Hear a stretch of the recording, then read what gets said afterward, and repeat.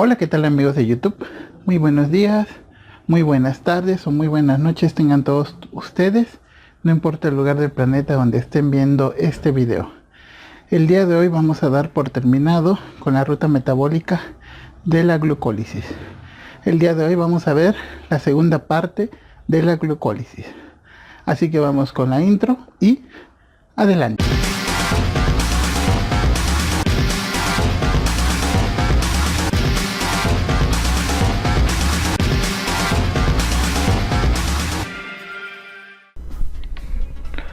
Hola, ¿qué tal? El día de hoy vamos a continuar con la glucólisis.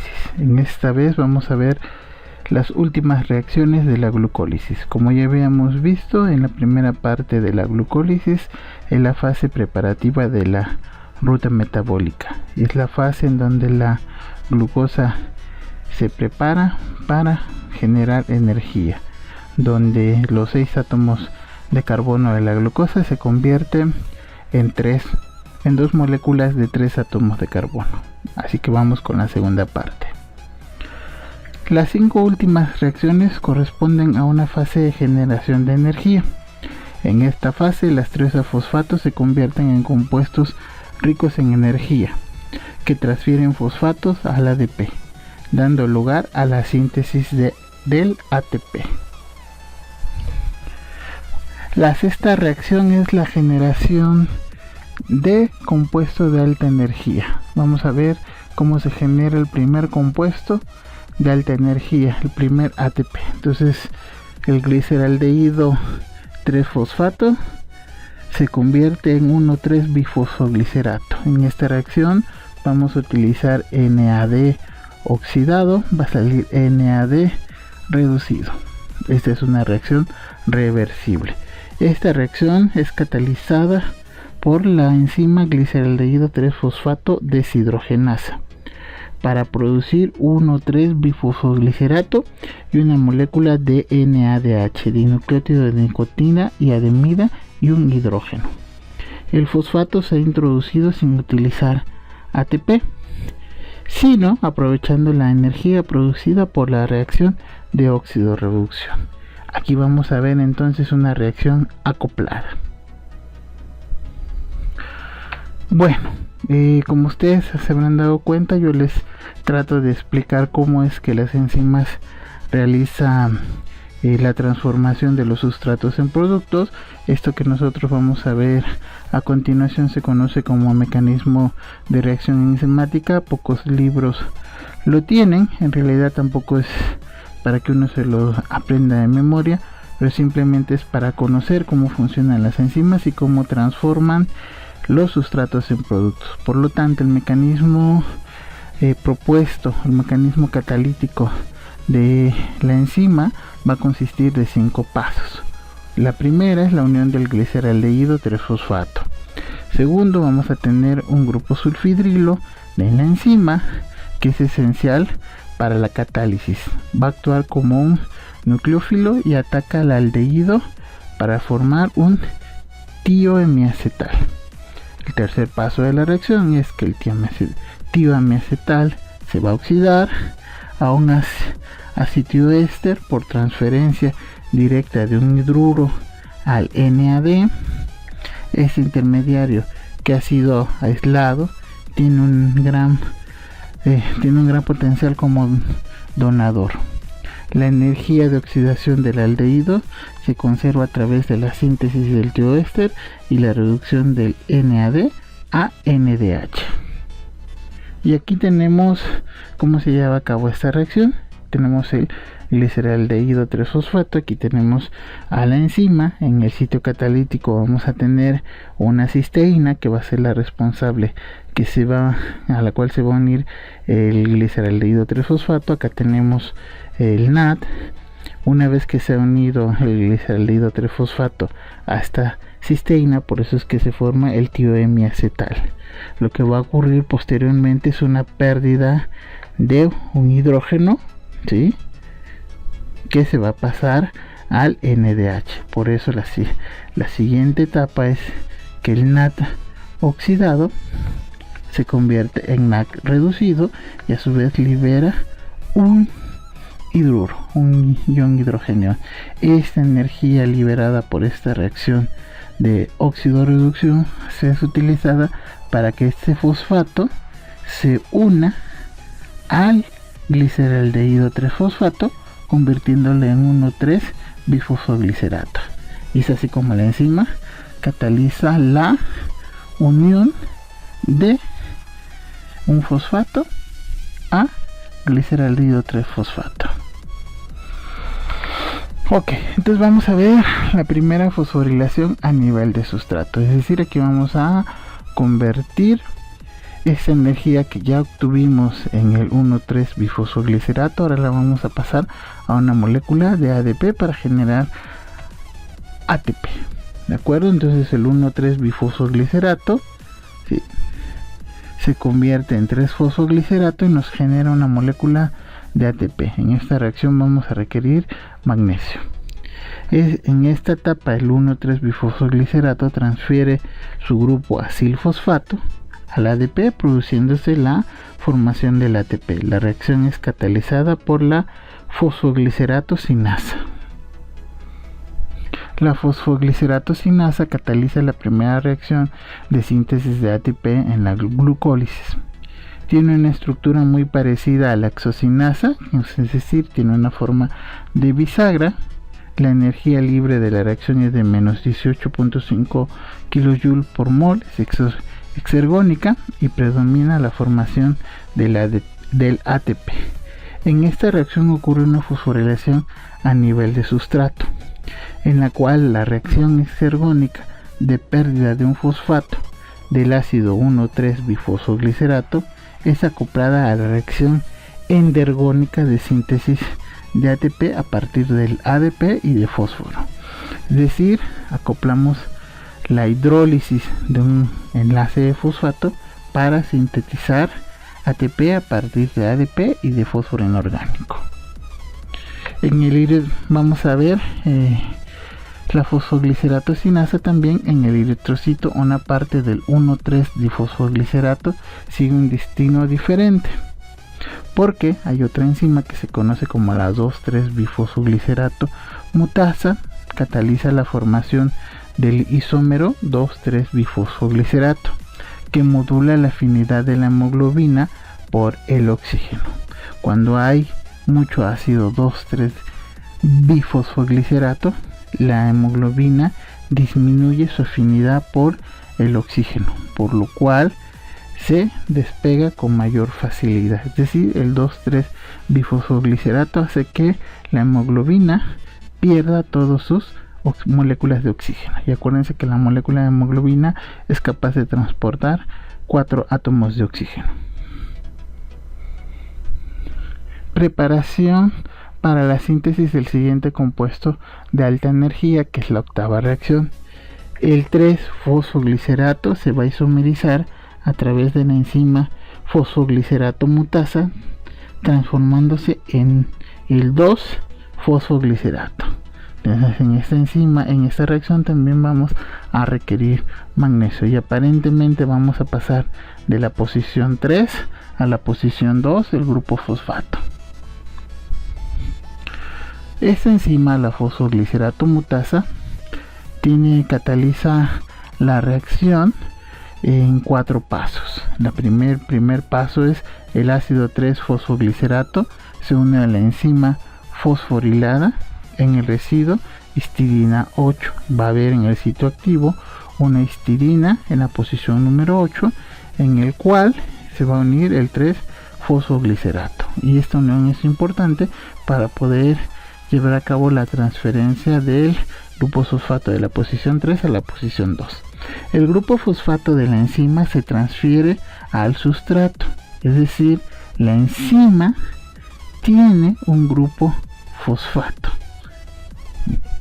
Entonces, una vez que se ha unido el 3-fosfoglicerato, la enzima le va a dar su fosfato y nos va a generar un intermediario que se conoce como 2,3 bifosfoglicerato. Las reacciones 3 y 4, pues el complejo se va a separar, es decir, la enzima va a liberar al 2 bifosfoglicerato y a su vez se va a regenerar la enzima fosforilada.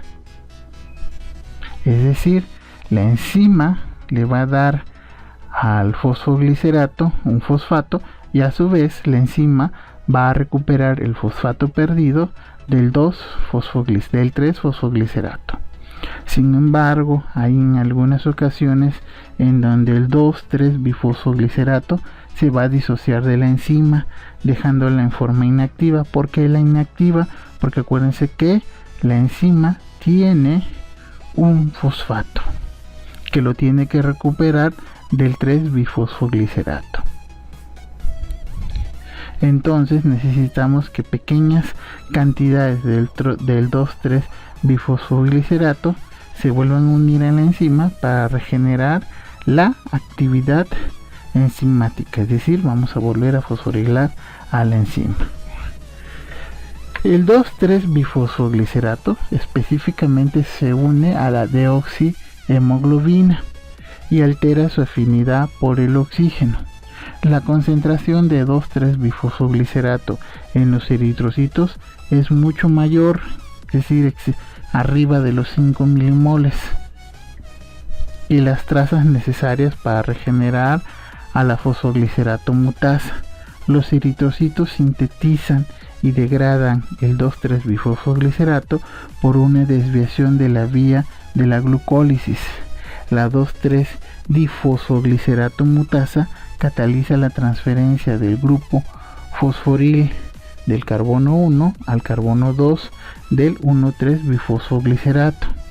El 2,3-bifosfoglicerato resultante es hidrolizado a 3-fosfoglicerato por la 2,3-difosfoglicerato fosfatasa. La velocidad de la glucólisis afecta la afinidad de la hemoglobina a través de la generación del 2,3-bifosfoglicerato. Consecuentemente se afecta la capacidad de la sangre para transportar oxígeno. Y aquí tenemos lo que ocurre en esta desviación. Acuérdense, tenemos el gliceraldehído 3-fosfato, tenemos la gliceraldehído 3-fosfato deshidrogenasa que nos genera el 1,3-bifosfoglicerato. Este a su vez, por acción de la bifosfoglicerato mutasa, se convierte en 2,3-bifosfoglicerato con la función biológica que acabamos de ver. A su vez, este compuesto va a ser regenerado a 3-fosfoglicerato por la acción de esta enzima, la 2,3-bifosfoglicerato fosfatasa. Y una vez va a seguir por la fosfoglicerato mutasa, convertirse de 3 a 2-fosfoglicerato. Muy bien, entonces ya conocemos un camino diferente que puede ocurrir en los eritrocitos con un exceso de glucosa que ocasionalmente puede afectar la actividad de la hemoglobina en su capacidad para transportar moléculas de oxígeno. La reacción número 9 es la síntesis del segundo compuesto de alta energía. Entonces el 2-fosfoglicerato se va a convertir en fosfonol piruvato. Otra vez requerimos magnesio.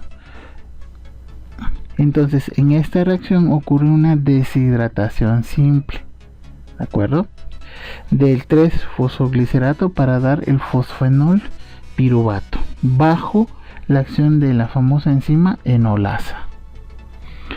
La enolasa cataliza la deshidratación reversible del ácido 2-fosfoglicérico para formar fosfonol piruvato. El mecanismo de reacción seguido por esta enzima se ha postulado de la siguiente forma. Hay una formación muy rápida de un carbamión en el carbono número 2, facilitado por la presencia de una base, es decir, una base se va a llevar un átomo de hidrógeno del carboxilo, generándonos una carga negativa, pues se llama carbanión. En el sitio catalítico de la enzima, el protón retirado puede recambiarse con el solvente, de ahí que se conocen las constantes de velocidad de este proceso. La segunda etapa es eliminación del grupo C3 del oxidrilo en carbono 3, que es el paso limitante del proceso, es decir, este punto es clave. Si no ocurre esto, no se va a llevar a cabo la reacción catalizada por la enzima. Esta eliminación es muy lenta, juzgarse por las pequeñas cantidades del ion oxidrilo que se recambian con el solvente. Aquí necesitamos la presencia del magnesio, porque se va a unir este oxidrilo con este magnesio. La enolasa es una enzima que es inhibida por el fluoruro en presencia del fosfato, porque se forma un fluorofosfato que probablemente se une al magnesio, a pesar de que el nivel energético del 2-fosfoglicerato es mucho menor que el del fosfonolpiruvato. La reacción es reversible. La hidrólisis del fosfato del 2-fosfoglicerato libera una energía libre de 17.6 kJ por mol. En cambio, la energía que se libera por la hidrólisis de una molécula de fosfonol piruvato es de menos 61.9 kJ por mol. Por lo tanto, el fosfonol piruvato se conoce como un compuesto de alta energía. Por eso es que la última reacción de la glucólisis es la segunda fosforilación a nivel de sustrato. Tenemos el fosfonol piruvato, que lo vamos a convertir en piruvato, y en este proceso vamos a generar ATP. Por lo tanto, hay una desfosforilación del fosfonol piruvato, obteniéndose piruvato y ATP. Esta reacción es irreversible y está mediada por la piruvato sinasa.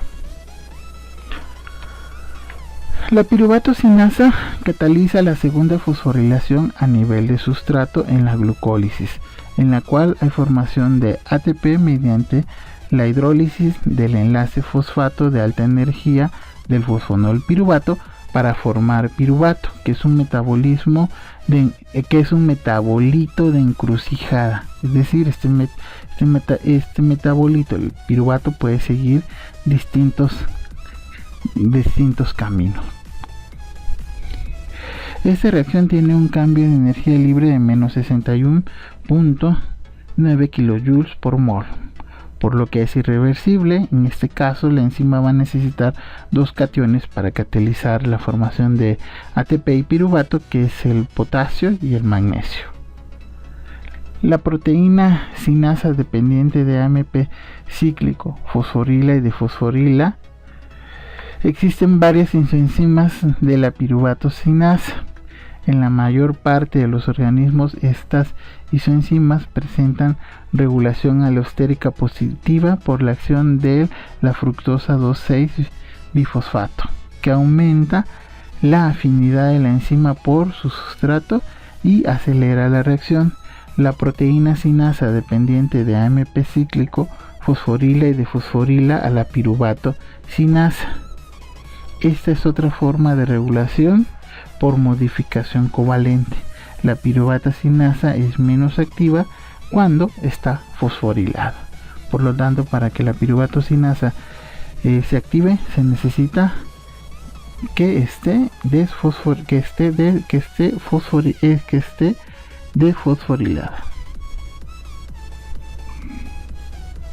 Y aquí tenemos en resumen las reacciones de la glucólisis.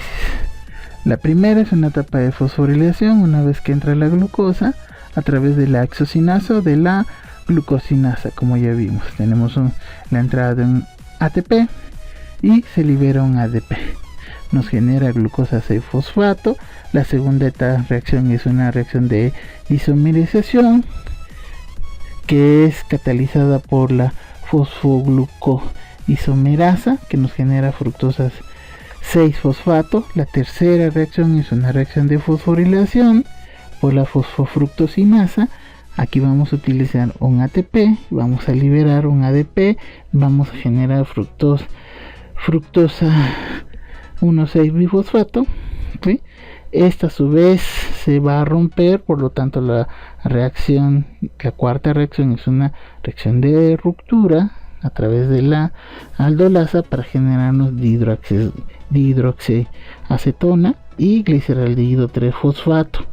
Luego tenemos la quinta reacción y la última de la primera etapa, que es la isomerización por la triosa fosfato isomerasa, que nos convierte la dihidroxiacetona en gliceraldehído 3-fosfato.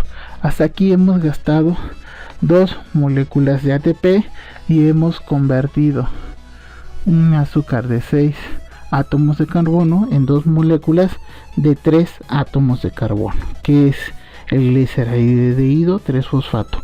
A partir de estas reacciones se va a dar por 2 moléculas. Por eso es que acá arriba tenemos 2 moléculas, 2 gliceraldehído 3-fosfato, ¿sí? Se van a oxidar y se van a fosforilar. Es la reacción número 6. Aquí ya saben que entra el NAC y sale 2 NDH más 2 hidrogeniones. Esta reacción está catalizada por la gliceraldehído 3-fosfato deshidrogenasa. La séptima reacción es una fosforilación a nivel del sustrato, que es catalizada por la fosfoglicerato sinasa. Tenemos 2 moléculas de bifosfoglicerato, ¿sí? Entran 2 ATPs y salen 2. Entran 2 ADPs y salen 2 ATPs. Y esto nos genera 3 fosfoglicerato, que viene una reacción de isomerización por la fosfoglicerato mutasa, que nos convierte el 3-fosfoglicerato en 2-fosfoglicerato. Viene una etapa de deshidratación, la reacción número 9, catalizada por la enolasa. Aquí simplemente se va a perder agua. Luego tenemos 2-fosfonolpiruvato y aquí ocurre la segunda fosforilación a nivel de sustrato, catalizada por la piruvato sinasa. Entonces entran 2 moléculas de ADP y salen 2 moléculas de ATP y nos genera el piruvato. Se utilizan, como de manera de resumen, se utilizan 2 ATPs, pero se generan 4. Así la ganancia neta de esta ruta metabólica es de 2 moléculas de ATP.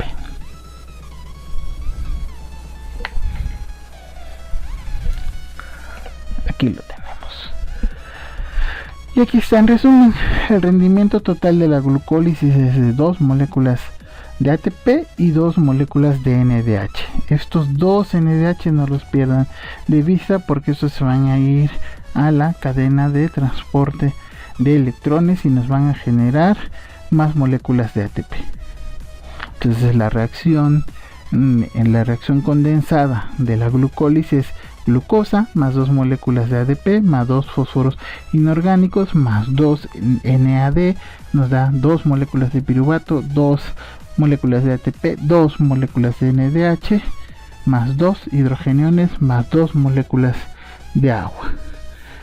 En resumen, la glucólisis tiene un delta G de menos 73 kilocalorías por kilojoules por mol. ¿Qué enzimas consumen ATP? Hexocinasa y fosfofructosinasa. Donde se produce ATP a través de la acción de la fosfogliceratosinasa y la piruvatosinasa. ¿Quién produce NADH? La gliceraldehído 3-fosfato deshidrogenasa.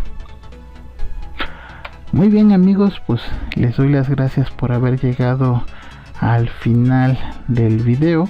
Con esto hemos terminado lo que es las 10 reacciones de la glucólisis. Espero que les haya gustado el video. No olviden suscribirse al canal, activar la campanita para que estén al pendiente de los nuevos videos que subimos. Por su atención, muchísimas gracias y nos estamos viendo en el siguiente video. Hasta la próxima.